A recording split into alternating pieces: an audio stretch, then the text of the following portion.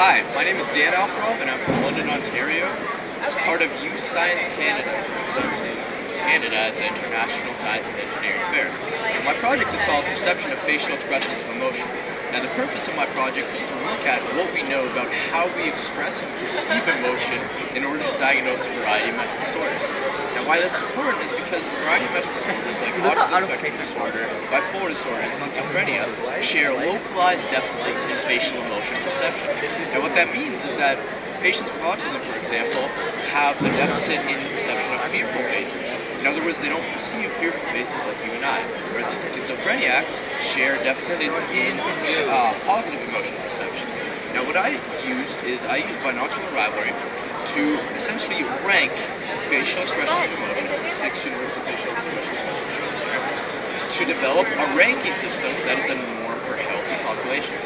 Now, binocular rivalry is a paradigm that occurs when you present two different images at the same time. And your brain doesn't like this. It essentially suppresses one of the images, and you see only one of the images at a given time. These images continue to alternate for the duration of the rivalry. So what I had subjects do is I had them press buttons in accordance to which image they see at a given time throughout the trials. What this allowed me to do is it allowed me to compare universal facial emotions to neutral faces. Now, what this provided me with was a ranking, which can be summarized by this graph here, of facial emotion.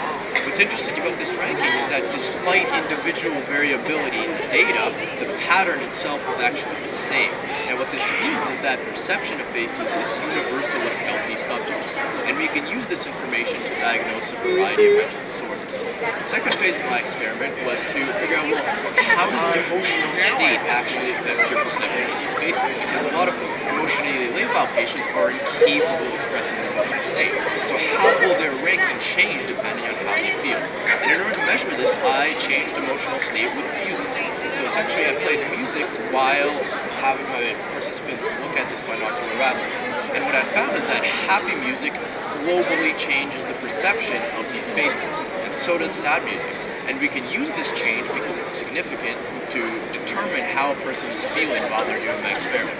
Now this has two main applications. One application is, as I mentioned before, in the specific early diagnosis of these mental disorders, as well as helping emotionally labile patients who cannot express their emotional state in a clinical environment. So essentially, by monitoring their emotional state over a period of time and comparing it to a standardized norm, you can graph their manic depressive cycles, which will allow you to provide more localized treatment for emotional labile patients.